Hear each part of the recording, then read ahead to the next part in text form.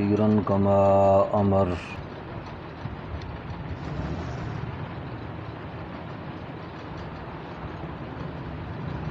والصلاة والسلام على النبي المبعوث إلى الأسود والأحمر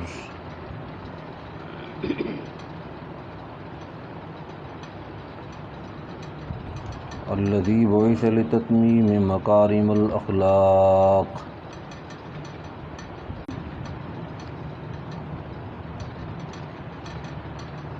وأشهد أن سيدنا وسندنا ومرشدنا ومأوانا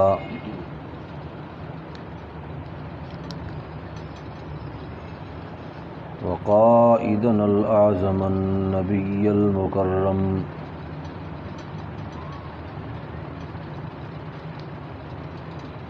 هو الذي بعث إلى العرب والعجم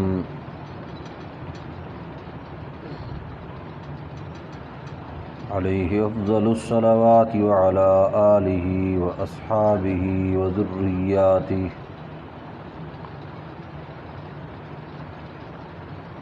وذرياته وعلماء أمته أجمعين. أما بعد فأعوذ بالله من الشيطان الرجيم. بسم الله الرحمن الرحيم. لقد نصركم الله في مواطن كثيرة ويوم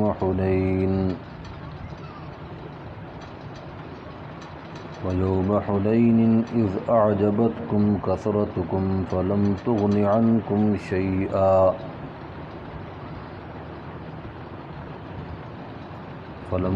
عنكم شيئا وضاقت عليكم الأرض بما رحبت ثم وليتم مدبرين.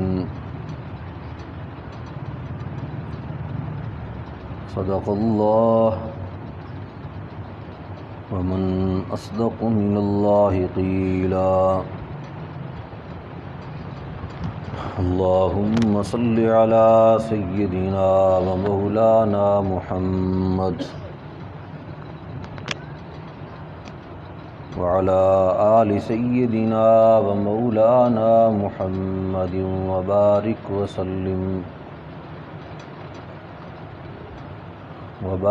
وسلم ثم صل عليه.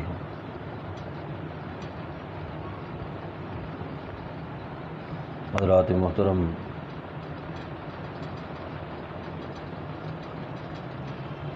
سیرت امام الانبیاء حضرت محمد الرسول اللہ صلی اللہ تعالی علیہ وسلم کے ضمن میں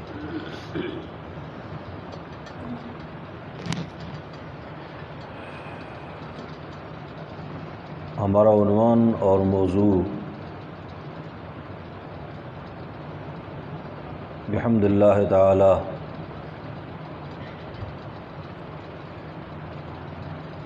فتح مکہ کے عظیم الشان حالات و واقعات تک پہنچ چکا ہے.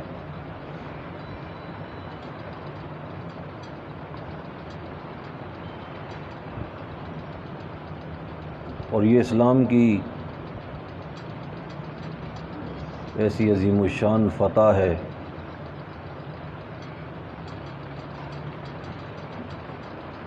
کہ اس دن جو اسلام کا غلبہ مکہ مکرمہ میں کعبۃ اللہ اور اس کے ارد گرد کے ماحول میں اسلام کے غلبے کا جو اعلان ہوا، اللہ کی توفیق کے ساتھ آج تک وہ قائم ہے اور قیامت تک وہ قائم رہے گا.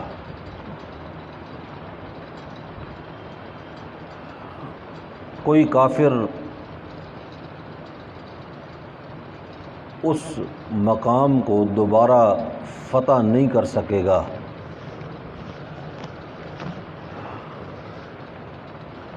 پھر رسول اللہ صلی اللہ علیہ وسلم کی اور صحابہ کرام کی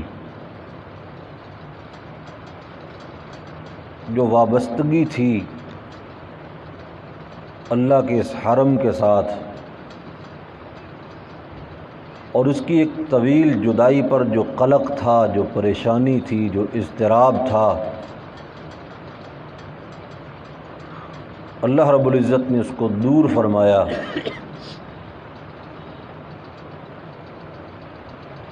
ابھی سن 6 ہجری میں 2 سال سے کم کے عرصے میں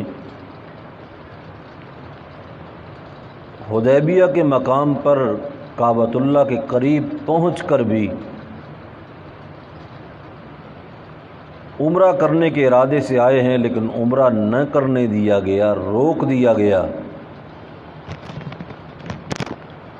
لیکن اتنی قلیل مدت میں اللہ کی ایسی مدد و نصرت شامل حال ہوئی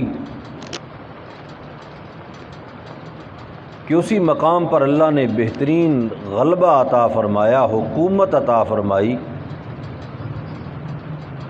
کعبۃ اللہ کا نظم و نسق آپ نے سنبھال لیا، اور جیسے آپ گزشتہ دروس میں یہ سماعت کر چکے ہیں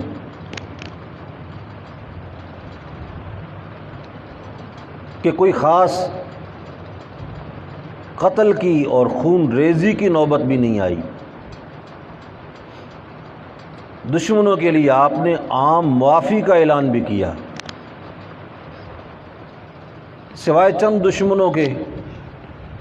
اب ان کی تعداد کیا ہے؟ بعض روایات میں ان کی تعداد 9 آتی ہے، بعض میں 10 آتی ہے، بعض میں 13 آتی ہے، کہ یہ اکابر مجرمین تھے، ان کے جرم غیر معمولی تھے۔ ان کے متعلق فرمایا لو وجدوا معلقین تحت استار الکعبۃ فاقتلوہم، کہ اگر یہ کعبۃ اللہ کے پردوں کے نیچے چھپے ہوئے بھی ملیں تو پھر بھی ان کو قتل کر دو۔ اور ان میں سے اکثریت کا جو جرم تھا وہ جرم رسول اللہ صلی اللہ علیہ وسلم کی توہین کرنا اور آپ کے خلاف حجب کرنا، حجویہ اشعار پڑھنا، اور آپ کے اوپر تنقید و تنقیص کرنا، یا پھر کفر کے بڑے بڑے سردار ہونے کی حیثیت سے کہ ان لوگوں نے اسلام کے لیے اتنی خطرناک سازشیں کی تھیں کہ ان کا جرم آپ نے ناقابل معافی قرار دیا۔ لیکن یہ بھی اللہ کی شان ہے، کیونکہ رسول اللہ صلی اللہ علیہ وسلم کی زندگی میں احکام نازل بھی ہوتے تھے، منسوخ بھی ہوتے تھے۔ تو یہ حکم کتنے لوگوں پہ نافذ ہوا؟ سوائے 4 آدمیوں کے باقی سب کی جان بخشی ہو گئی۔ کسی کو امان دے کر جان بخش دی گئی، کسی نے اسلام قبول کر لیا، اور تقریباً یہ جو باقی 5 افراد ہیں تقریباً ان تمام لوگوں نے اسلام کو قبول کر لیا۔ لیکن جن 4 کو قتل کیا گیا ان میں سے عبد العزیٰ ابن الخطل ہے، ایک بڑا مجرم تھا، اور اسی طرح ایک مقیس ابن سبابہ تھا، حارث ابن نفیل تھا، اور ابن الخطل کی لونڈیاں تھیں 2 جو رسول اللہ صلی اللہ علیہ وسلم کی حجب میں آپ کی مذمت میں علیاذ باللہ وہ اشعار پڑھا کرتی تھیں۔ ان میں سے ایک کو قتل کیا گیا، دوسری نے امان مانگی، اور امان کے دوران پھر اسلام بھی اس نے قبول کر لیا۔ بس یہ 4 آدمی ہیں۔ ابن الخطل کے متعلق تو یہ لکھا ہے کہ جس طرح آپ نے فرمایا کہ اگر ان کو تم پاؤ کہ وہ کعبۃ اللہ کے پردے کے نیچے چھپے ہوئے ہیں، تو یہ واقعتاً کعبۃ اللہ کے غلاف کے ساتھ لٹکا ہوا تھا۔ کسی صحابی نے آ کے خبر دی کہ یا رسول اللہ وہ وہاں لٹکا ہوا ہے، جس نے باقاعدہ لونڈیاں تیار کی ہوئی تھیں رسول اللہ کے خلاف اشعار لکھنے کے لیے، اور میں فقتلوہ، اس کو قتل کر دو۔ وہ صحابہ گئے اور اس کو وہیں قتل کر دیا گیا۔ اور یہ 4 یعنی 1 لونڈی اور 3 مرد جو ہیں آزاد مرد، ان کے علاوہ کسی کو قتل نہیں کیا گیا۔ حارث ابن نفیل کو حضرت علی رضی اللہ عنہ نے ان کو تعاقب کر کے اس کو قتل کیا۔ اسی طرح مقیس ابن سبابہ جو ہے ان کو نمیلۃ ابن عبداللہ ایک صحابی ہیں، انہوں نے قتل کیا۔ لیکن باقی مجرمین جو تھے ان میں سے کچھ نے اسلام قبول کر لیا، کچھ نے امان طلب کی اور بعد میں مسلمان ہو گئے۔ لیکن یہ بھی اللہ کی شان ہے نا، کیسے کیسے مجرموں کو معاف کیا گیا۔ اللہ ایک شخص وہ جس نے رسول اللہ صلی اللہ علیہ وسلم کی لخت جگر بی بی زینب جب وہ ہجرت کرنے لگیں امید سے تھیں، ان پر حملہ کر کے ان کو اونٹ سے نیچے گرا دیا تھا اور ان کا حمل ضائع ہو گیا تھا۔ وہ ابن سودا جو ہے اس نے بھی امان طلب کی، امان مل گئی اور بعد میں اللہ نے اس کو بھی ایمان کی توفیق دے دی۔ اسی طریقے سے ایک سارہ نامی عورت تھی جو جاسوسی کیا کرتی تھی مسلمانوں کی، اس نے بھی اسلام قبول کیا، اس کی بھی جان بخش دی گئی۔ وحشی ابن حرب، ہند بنت عتبہ جو آپ کے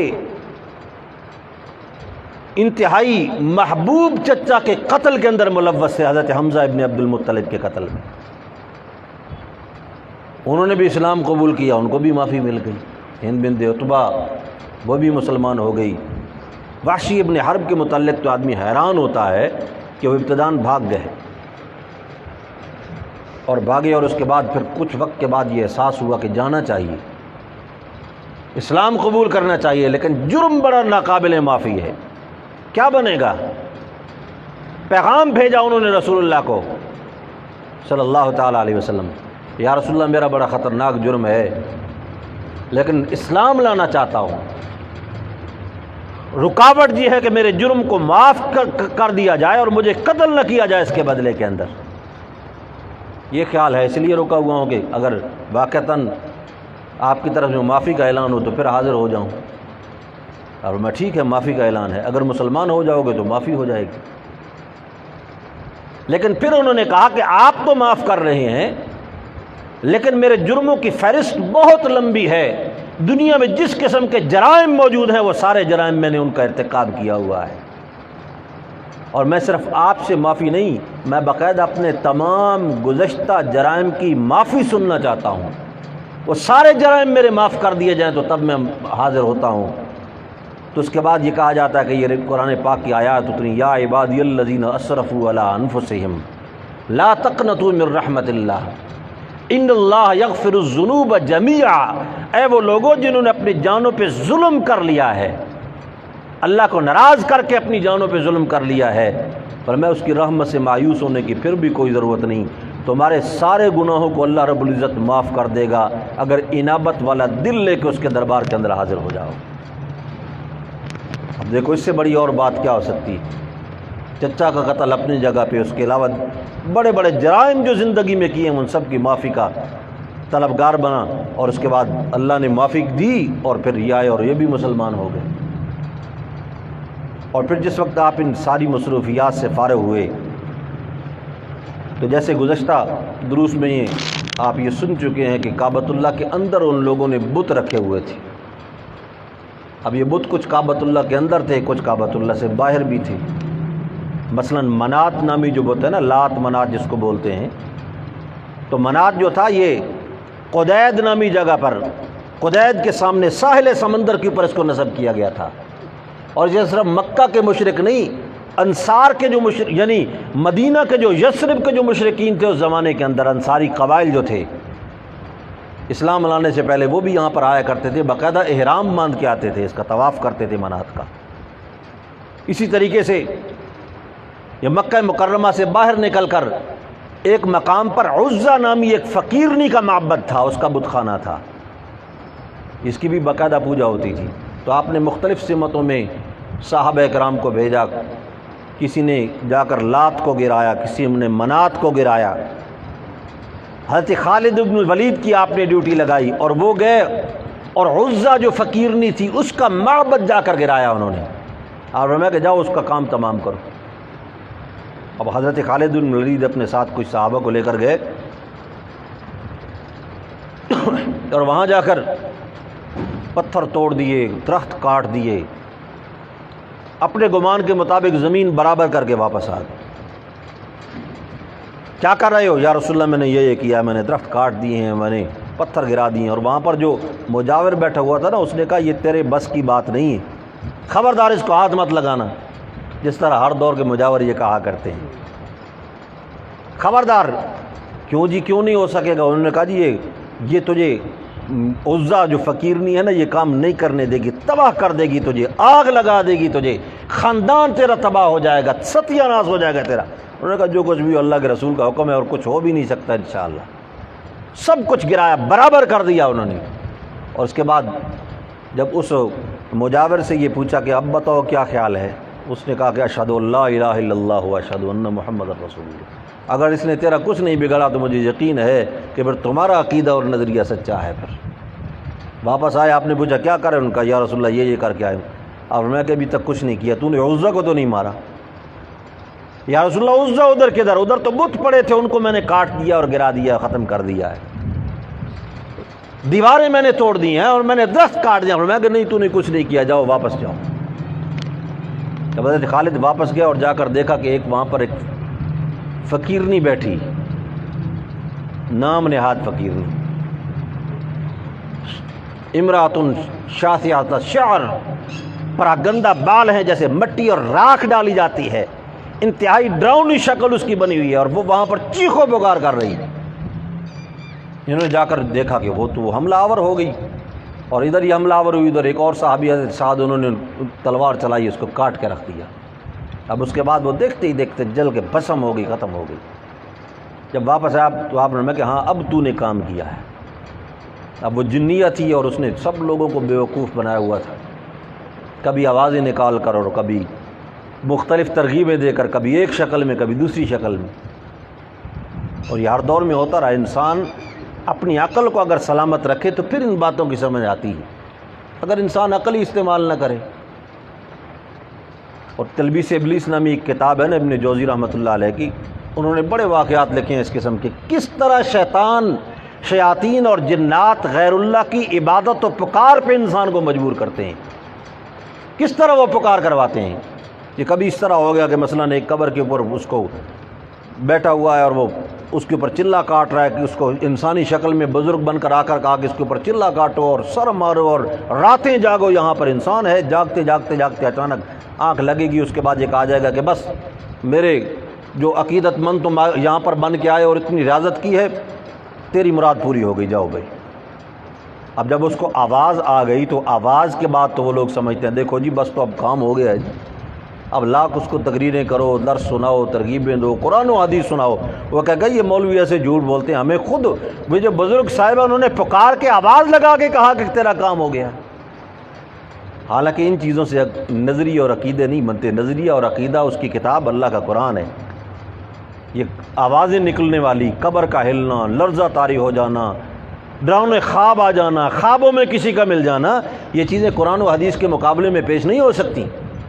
اچھا جی، پھر انہوں نے کہا کہ عجیب بات ہے کہ پھر اس کے بعد یہ بھی کہا جاتا ہے دیکھو جی یہاں سے لے کر فلاں مقام تک پہنچ جاؤ، راستے میں تجھے ایک بکری ملے گی مثلا، اور اس بکری سے ڈرنا نہیں ہے، گھبرانا نہیں ہے، اور واقعتاً وہ نکلتا ہے راستے میں، اس کو بکری بھی نہ، وہ کہتے ہیں دیکھو جی اب تو سونے پہ سہاگا ہو گیا ہے، اب تو جیسے کہا گیا تھا کہ بکری ملے گی، راستے میں بکری بھی نظر آ گئی، علامت بھی پوری ہو گئی جی۔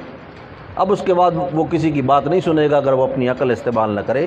اللہ رب العزت ہدایت دے، ہدایت قرآن سے ملتی ہے، اگر قرآن سے آدمی دائیں بائیں ہو جائے اس کے بعد نہ انسان کی عقل سلامت رہتی ہے اور نہ دین اس کا سلامت رہ سکتا ہے۔ اللہ تو بار حضرت خالد بن ولید نے اس کام کو نپٹایا، اور آپ نے اس کے بعد فرمایا کہ تلک العزا، تلک العزا، اصل عزا یہی تھی، اصل عزا یہی تھی، اس نے انسانوں کو بیوقوف بنایا ہوا تھا اور اسی کی آوازیں نکل رہی تھی۔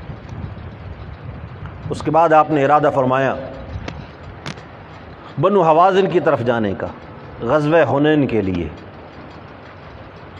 اور یہ بنو حوازن جو تھے یہ بڑے سخت قسم کے جنگجو لوگ تھے، ایسے سخت لوگ تھے کہ مکہ اور مکہ کے گرد و نواح میں رہنے والے بڑے بڑے قبائل جو تھے وہ بھی ان سے ڈرتے تھے کہ یہ بڑے سخت لوگ ہیں، بڑے جنگجو ہیں۔ اب دیکھو اللہ کی شان، جس طرح میں نے پہلے اشارہ کیا گزشتہ درس میں بھی کہ رسول اللہ صلی اللہ علیہ وسلم کو اللہ نے جو حکمت و بصیرت عطا فرمائی تھی، اگر آپ براہ راست سیدھا مکہ کی طرف آتے تو یقیناً بنو حوازن جو تھے وہ اس خیال سے لازماً مکہ کے لوگوں کے ساتھ شامل ہو جاتے کہ دیکھو جی اگر ان کے ساتھ شامل نہ ہوئے تو آج ان کا نمبر تو کل ہمارا نمبر ہوگا۔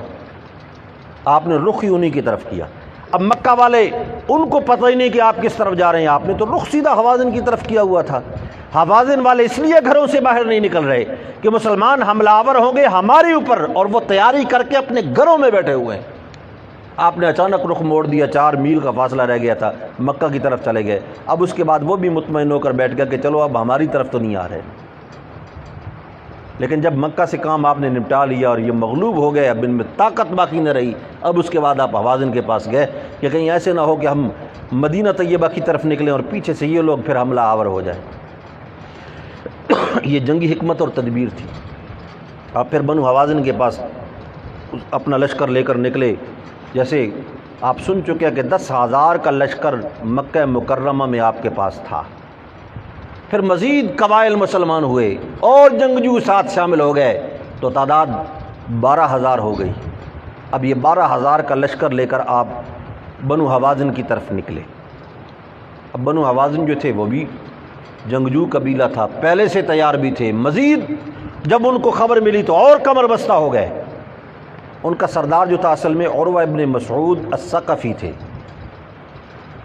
جن کو اس پوری سرزمین میں یعنی مکہ سے لے کر طائف تک ایک معتبر ترین انسان سمجھا جاتا تھا۔ ایک حضرت خالد بن الولید کے باپ ولید بن المغیرہ کو اور ایک عروہ ابن مسعود کو، کہ یہ لوگ جو ہیں یہ بہت معتبر ترین ہستیاں ہیں۔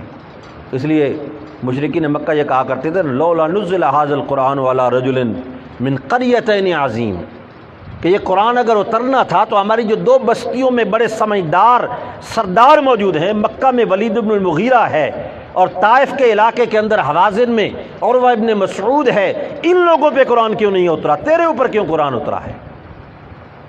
یہ عروہ ابن مسعود اتفاق سے شام کی طرف گئے ہوئے تھے تجارت کی غرض سے۔ اب پیچھے قبیلے کے اندر اور کوئی باقاعدہ سردار نہیں تھا، وہ لوگ جمع ہوئے، انہوں نے کہا کہ کسی کو ایمرجنسی میں سردار مقرر کریں۔ انہوں نے سردار بنایا اپنا ایک مالک ابن عوف نامی ایک نوجوان کو۔ 24 سال عمر تھی اس نوجوان کی، ٹوٹل 24 سال، لیکن سردار کا بیٹا تھا، جنگی امور کا واقف تھا، ماہر تھا۔ لوگوں نے سب نے اس پر اتفاق کر لیا کہ جنگ لڑنا جانتا ہے اور جنگی اصول اور قوانین کو سمجھتا ہے۔ سب لوگوں نے اس کے ہاتھ پر بیعت کر لی۔ اب اس نے یہ آرڈر جاری کیا کہ دیکھو اب ہم نے جو جنگ کرنی ہے تو یہ جنگ فیصلہ کن جنگ ہونی چاہیے، اس لیے کہ وہ سمجھ چکے تھے کہ مسلمان قوت میں آ چکے ہیں۔ اس لیے کہ مکہ فتح ہو گیا، رابغ فتح ہو گیا، جدہ فتح ہو گیا، اور اسی طریقے سے بازان مسلمان ہو گیا، عمان کا سردار مسلمان ہو گیا، یمن کا سردار یعنی اتنے بڑے بحرین کا سردار مسلمان ہو گیا، اور مسلمانوں کے خیبر فتح ہو چکا، اتنے بڑے بڑے قبائل کو مسلمان فتح کر کے آ چکے ہیں۔ اب یہ آر اور پار کی جنگ ہوگی، کوئی عام جنگ نہیں ہوگی کہ پہلے چھوٹی موٹی جنگیں ہوتی رہیں اور اس کے بعد پھر کام ختم۔ یہ باقاعدہ کسی ایک فریق کے خاتمے کے اوپر یہ جنگ اس جنگ کا نتیجہ ختم ہوگا۔ اس نے کہا جب یہ جنگ ہے اس قسم کی تو پھر اس کے لیے گھروں میں کوئی نہ بیٹھے، نہ عورتیں، نہ مرد، نہ بچے، نہ بوڑھے، سب کو لے کر نکلیں، اپنا مال، اپنے مویشی، اپنی بھیڑیں، اپنی بکریاں، سب کچھ لے کر نکلیں گے، تاکہ اگر کچھ یعنی جنگ کے اندر ایسی ناگفتہ بے کوئی صورتحال بن جائے جو ہماری یعنی توقعات کے خلاف بھی ہو تو کوئی باقی تو نہ بچے نا وہاں رہنے کے لیے۔ ہماری آنکھوں کے سامنے تو کچھ نہ، عورتیں بھی ماری جائیں، بچے بھی مارے جائیں، سارے لڑیں گے اور مقابلہ کریں گے۔ اور جب اس نے یہ فیصلہ کر لیا تو ان کے علاقے میں ایک پرانا معمر بزرگ کوئی آدمی تھا، ابن سمہ اس کا نام تھا، 160 برس اس کی عمر تھی، نابینا ہو چکا تھا، موٹاپا بہت زیادہ اس کے اوپر حاوی تھا۔ اس نے کہا جی سردار کس کو بنائے گا؟ انہوں نے کہا جی مالک ابن عوف کو۔ کہتا ہے ٹھیک ہے، اچھا آدمی ہے، سردار کا بیٹا ہے۔ کیا فیصلہ کیا اس نے؟ انہوں نے کہا جی یہ فیصلہ کیا کہ سب کچھ لے کر باہر نکلو۔ اس نے کہا ٹھیک ہے، اب ظاہر بات ہے مجبوری ہے، جنگ کر رہے ہیں، اس نے فیصلہ کر لیا تو امیر ہے، ہم اس کی بات کو مانیں گے، سردار ہے ہمارا، لیکن مجھے ساتھ لے چلو، اس کو کچھ سمجھاتے ہیں۔ لوگ اس کو ساتھ لے گئے سہارا دے کر، اور جب اس کے پاس پہنچا اس نے کہا ٹھیک ہے فیصلہ تم نے کر لیا، لیکن 2 نصیحتیں میری اپنے پلے باندھ لو، اس کے اوپر عمل کرنا ہے، ورنہ مسلمانوں سے لڑائی آسان نہیں ہوگی۔ ایک بات تو یہ کہ جب تم نے یہ فیصلہ کر ہی لیا کہ عورتیں اور بچے بھی گھروں میں نہیں بیٹھیں گے، تو پھر تمہارے پاس جتنے اونٹ ہیں، جتنے گھوڑے ہیں، جتنی سواریاں ہیں، ان سب کو ترتیب کے ساتھ جس طرح جنگ کے اندر اس کو لگایا جاتا ہے لگاؤ، پہلے مرد سوار ہوں، پھر اس کے بعد عورتیں ان کے اوپر سوار ہو جائیں، پھر بچوں کو بھی سوار کر دو، تاکہ دور سے دیکھنے پر کم از کم ایک بڑا لشکر تو معلوم ہو نا۔ اس لیے کہ دور سے دیکھنے سے کیا معلوم ہوتا ہے کہ مرد بیٹھا ہوا ہے عورت بیٹھا ہوا ہے، اس لیے کہ مردوں میں نے بھی جنگی لباس پہنا ہوا ہوگا اور عورتوں نے بھی جنگی لباس پہنا ہوگا۔ اب وہ ایک لشکر نظر آئے گا، ایک روب بیٹھے گا، دھاک بیٹھے گی مسلمانوں کے اوپر، بچوں کو بھی اسی طریقے سے اسلحہ سے لیس کر کے جس حد تک ہو سکتا ہے، جو بچے سواری کر سکتے ہیں ان کو بھی سواریوں کے اوپر بٹھا دیں۔ اور دوسری بات یہ ہے کہ جنگ کے لیے میدان کا انتخاب تم نے کرنا ہے خود، مسلمانوں کو اپنی مرضی کے میدان میں لڑاؤ، ان کو اپنی مرضی سے میدان نہ چننے دینا، اس لیے کہ وہی قوم کامیاب ہوتی ہے کہ جس کو میدان چننے کا فن معلوم ہوتا ہے۔ اب دیکھو یہ سیرت میں واقعات ہیں تو دشمنوں کے، لیکن ہماری سیرت میں مسلمانوں کے مقابلے میں بیان ہو گئے ہیں نا، تو یہاں پر بھی رہنمائی مل رہی تھی ہمیں کہ دشمن کس قسم کی سوچیں سوچتا ہے، تو اب مسلمانوں کو اس کے اوپر غور و فکر کرنا چاہیے۔ لیکن آج بھی دشمن اسی طریقے سے مسلمانوں کو بھی بنساتا ہے۔ یہ دیکھو روس کے ساتھ امریکہ کی جنگ ہے، لیکن کبھی امریکہ نے براہ راست روس پر حملہ کیا ہے یا روس نے براہ راست امریکہ پر حملہ کیا ہے؟ بڑے سمجھدار لوگ ہیں، افغانستان کو میدان جنگ بنایا، تیسری جگہ پر لڑاؤ جی، اپنے علاقے بچا لو، اپنے علاقوں میں یہ جنگ و جدال اور کشت خون نہیں ہونا چاہیے۔ دشمن اسی قسم کی چالیں چلتا ہے پھر بھی، یعنی اب ان کی جنگیں ہوں گی تو پھر درمیان میں کسی نہ کسی اور کو پھنسا ہو جائے۔ تو اس نے کہا میدان جو ہے وہ اپنی مرضی کا منتخب کرنا ہے۔ اس نے کہا ٹھیک ہے جی، نکلے وہ۔ اب مسلمان تو ابھی تک دور تھے، یہ تلاش کرتے کرتے انہوں نے ایک پہاڑیاں دیکھی عجیب و غریب قسم کی، اونچی پہاڑیاں ہیں، درمیان میں وادی ہے، حنین نام تھا اس وادی کا، چاروں طرف پہاڑیاں ہیں۔ اب یہ پہاڑیوں کے اوپر بیٹھ گئے اپنا مکمل ترتیب بنا کر، اور نیچے میدان جو ہے اس میں بھی انہوں نے کچھ اپنی ترتیبیں اور اپنی صفیں بنا لی، وہ پہاڑیوں کے اوپر چیونٹیوں کی طرف پھیل گئے۔ اس لیے کہ جب مسلمانوں کو خبر ملی کہ ان کا لشکر منظم ہو چکا ہے تو یعنی صحابہ کرام کہتے ہیں ہمیں یہ محسوس ہوتا تھا کہ ان کی تعداد 80,000 سے کم نہیں ہوگی، حالانکہ سارے 80,000 جنگجو تو نہیں تھے، لیکن 80,000 سے کم معلوم نہیں ہوتے تھے۔ اب 80,000 کی تعداد اس زمانے میں بڑا معنی رکھتی تھی، کوئی معمولی تعداد نہیں تھی۔ جس زمانے میں سینکڑوں کی تعداد میں فوجی آپس میں، لشکری آپس میں جنگیں لڑا کرتے تھے، وہاں پر اتنی بڑی تعداد 1,00,000 کے قریب۔ لیکن اس سے پہلے جس وقت مسلمان نکل رہے تھے نا، تو راستے میں کچھ مسلمانوں کے ذہن میں یہ بات آئی، یہ حوازن والے ہمارے سامنے کیا ہے؟ ہم نے تو بدر میں 313 ہوتے ہوئے بھی 1,000 کے لشکر کو شکست دی، ہم نے یہ کیا، ہم نے یہود کو تباہ کر دیا، ہم نے مکہ فتح کر دیا، اب تو ہمارے پاس تعداد ہے بہت بڑی، ہم 12,000 کی تعداد میں ہیں۔ یہ تعداد جو ہے اس کا تذکرہ اس انداز میں انہوں نے کیا مسلمانوں نے، اللہ رب العزت کو یہ بات پسند نہ آئی اور اللہ نے اپنی تنبیہ کا فیصلہ فرمایا، یعنی مسلمانوں پر ایک تنبیہ آ گئی کہ دیکھو تم اسباب کو سمجھتے ہو کہ اسباب بہت کچھ ہیں، اسباب کو سب کچھ نہ سمجھو بلکہ مسبب الاسباب کو سب کچھ سمجھو۔ اس لیے کہ سبب موجود ہو لیکن سبب کام نہ کرے، یہ اللہ کی مرضی سے ہوتا ہے، اور یہ بھی ہو سکتا ہے کہ کچھ بھی تیرے پاس نہ ہو لیکن اللہ رب العزت لاکھوں کی تعداد کے لشکر کو ایک فرد کے ذریعے سے شکست دے دے، یہ اس کی مرضی اس کی مرضی ہے اللہ۔ اس لیے کہ یہ تو تعلیم ہے نا اسلام کی، انبیاء علیہ السلام جو ہیں ان کا ایمان کبھی بھی ڈاواڈول نہیں ہوتا، اور وہ تربیت کرتے ہیں اپنی قوم کی، اپنی امت کی، کہ دیکھو سبب کو تم نے سب کچھ نہیں سمجھنا، مسبب الاسباب سب کچھ ہے، تعداد کچھ نہیں، اسلحہ کچھ نہیں، ایٹم کچھ نہیں، سب کچھ ہے تو اللہ کی طاقت ہے۔ اگر اللہ کی طاقت کو اسباب کے ساتھ اللہ کی طاقت کو مؤثر سمجھو گے کہ وہی سب کچھ کرنے والا ہے، پھر تو تمہاری فتح اور نجات ہے، اور اگر تم اسباب کو سب کچھ سمجھنے لگو گے تو پھر فتح اور نجات کبھی حاصل نہیں ہوگی۔ حضرت موسیٰ علیہ السلام کا واقعہ آپ سن چکے ہیں اسی ضمن میں، کہ جب اپنی قوم کو ساتھ لے کر نکلے، فرعونیوں کے چنگل سے اپنی قوم کو نکالا، اور جس وقت بحر کلزم کے کنارے میں پہنچ گئے، اور وہ جو بحیرہ تھا وہ نصف دائرے کی شکل کے اندر تھا، ایک طرف سے کھلا باقی طرف سے گول بند، جب اس کے اندر داخل ہو گئے اور پیچھے سے فرعون کا لشکر بھی پہنچ گیا، یہ تو محض قافلہ تھا اور وہ لشکر تھا، قافلے میں اسلحہ نہیں ہوتا، ان کے پاس کیا اسلحہ ہے، یہ تو ہجرت کر کے جا رہے ہیں، علاقہ چھوڑ کے جا رہے ہیں، ان کے پاس تو اسلحہ تھا، باقاعدہ لشکر ان کو نیست و نابود کرنے کے ارادے سے آیا تھا۔ جب وہ لاکھوں کی فوج آ گئی اور سر پہ پہنچ گئی، اب قوم نے دیکھا کہ آگے بھی نہیں جا سکتے، دائیں بھی نہیں جا سکتے، بائیں بھی نہیں جا سکتے، پیچھے بھی نہیں جا سکتے، ہر طرف سے راستے بند ہیں، بند گلی میں پھنس گئے۔ اب قوم نے کہا کہ اے موسیٰ کہاں لے کے آ گئے، وہاں جی تو رہے تھے، کھا پی رہے تھے، زندگی گزار رہے تھے، نسلیں پروان چڑھ رہی تھی، گو کہ محکومیت کی زندگی تھی، لیکن یہاں تو یہ کاٹ کاٹ کے پھینکیں گے اور ہماری تو قبریں بھی نہیں بنیں گی، کہاں لے کر آ گئے آپ؟ انا لمدرکون، ہم تو مارے گئے، پکڑے گئے، ہمیں یہ قوم نیست و نابود کر دے گی۔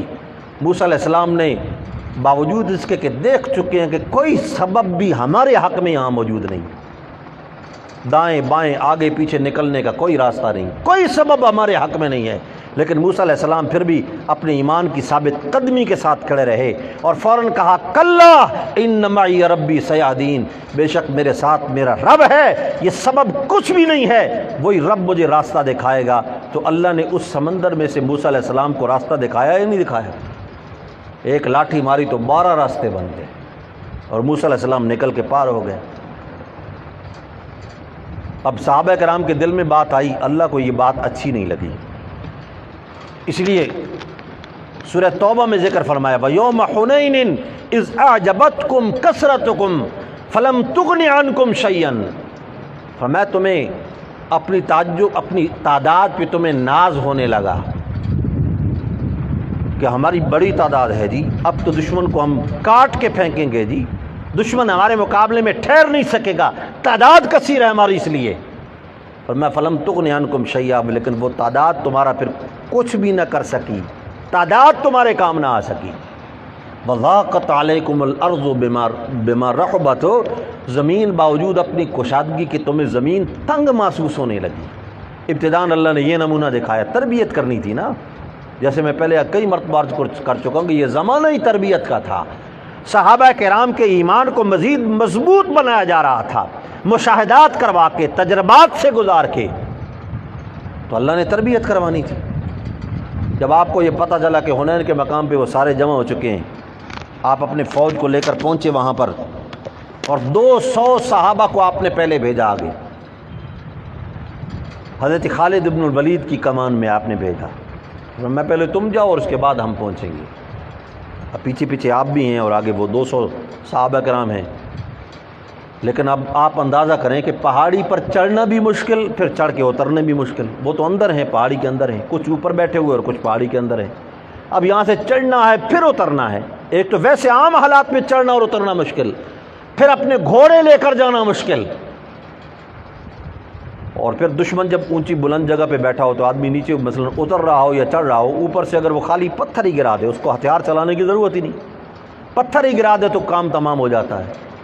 لیکن صحابہ کرام نے جرت کی، حضرت خالد بن الولید آگے آگے نکل رہے ہیں اور اسی طریقے سے پہاڑی کے اوپر چڑھ گئے، لیکن جب چڑھے تو انہوں نے تیروں کی باڑ میں رکھ دیا۔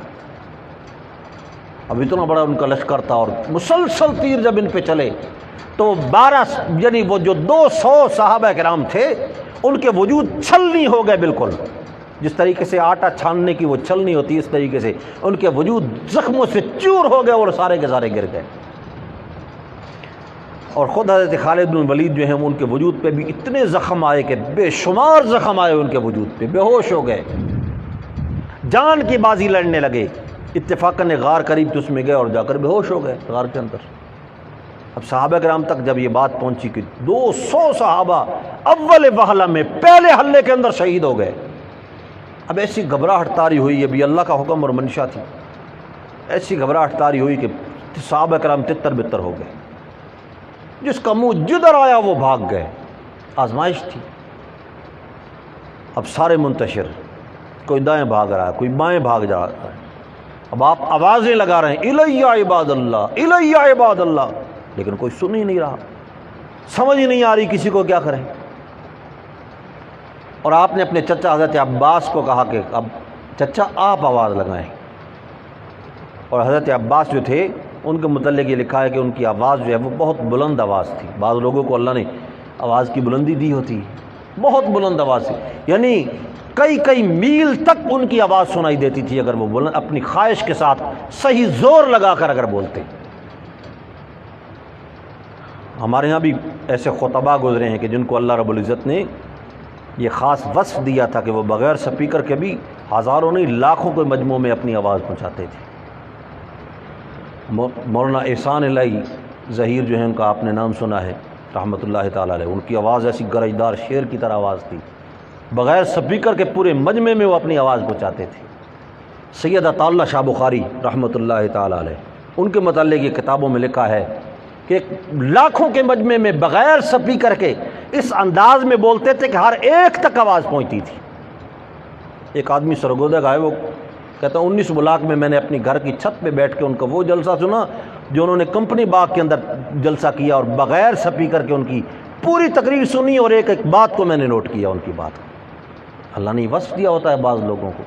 تو حضرت عباس رضی اللہ تعالیٰ عنہ کی آواز جو ہے اس کی بلندی، انہوں نے آواز لگائی الی رسول اللہ ایھا المؤمنون، الی رسول اللہ ایھا المؤمنون، یا اصحاب فتح مکہ، یا اصحاب بیعت الشجرہ، یا اصحاب بیعت الرضوان، اور بیعت الرضوان والو، اور فتح مکہ والو، اور بیعت شجرہ والو، الی رسول اللہ، الی رسول اللہ، او اللہ کے رسول کی طرف، او اللہ کے رسول کی طرف۔ لیکن اس آواز کو سن کر بھی کتنے لوگ واپس آ سکے؟ صرف 100 آدمی بس۔ 12,000 کا لشکر تھا، 200 شہید ہو گئے، اور آواز لگانے پر اگر رسول اللہ کے پاس آ کر جمع بھی ہو سکے تو کتنے؟ 100 آدمی صرف، باقی منتشر ہو گئے۔ لیکن رسول اللہ صلی اللہ علیہ وسلم کی کیفیت کیا ہے؟ فرمایا اگر صحابہ کرام منتشر ہو گئے ہیں وقتی، یعنی ایک آزمائش کی بنیاد پر، آپ اپنی سفید رنگ کی خچر پہ سوار ہیں، اسی طرف آپ کا رخ ہے جس طرف سے تیر آ رہے ہیں، اور آپ کی زبان پہ یہ الفاظ ہیں انا النبی لا کذب، انا ابن عبد المطلب، میں اللہ کا نبی ہوں، اس میں کوئی جھوٹ نہیں ہے، انا ابن عبد المطلب۔ اگر کسی کو وہم ہو، کسی کو شک اور شبہ ہو، میں عبد المطلب کا بیٹا میدان میں کھڑا ہوں۔ اللہ اکبر۔ اور 100 صحابہ جب آپ کے ساتھ دائیں بائیں جمع ہو گئے تو ان میں بھی ایک جرت پیدا ہو گئی۔ اور رسول اللہ صلی اللہ علیہ وسلم کے جو معجزات ہیں نا، ان معجزات میں یہ چیز بھی موجود ہے۔